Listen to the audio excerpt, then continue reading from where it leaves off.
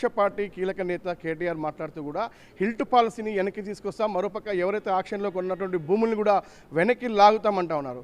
ఆయన నేరుగా బెదిరిస్తున్న పరిస్థితి కనిపిస్తూ ఉంది. దానికి మీరేమో గ్లోబల్ సమ్మిట్ అంటూ కూడా చాలా పెద్ద ఎత్తున పెట్టుబడులు ఆశిస్తూ ఉన్నారు. మరి దీనికి అది విరుద్ధమే కదా, మరి మీరు ఏం చెప్తారు దానికి? హిల్ట్ పాలసీ ఒక మంచి పాలసీ అని నేను భావిస్తున్నాను. హైదరాబాద్ నగరం కాలుష్య రహితంగా చేయడానికి, పొల్యూషన్ ఫ్రీ చేయడానికి ఔటర్ రింగ్ రోడ్ బయటికి, ఔటర్ రింగ్ రోడ్ లోపల ఉన్న పరిశ్రమలని ఔటర్ రింగ్ రోడ్ బయటికి మరి ఎంకరేజ్ చేసి, ఇన్సెంటివైజ్ చేసి షిఫ్ట్ చేయడానికి ఈ ప్రతిపాదన. I personally feel that HILT policy is good. మరి కేటీఆర్ మాట్లాడుతుండా, ఇంకొన మాట్లాడుతుండా, దాని గురించి నేను కమెంట్ చేయదలుచుకోలేదు.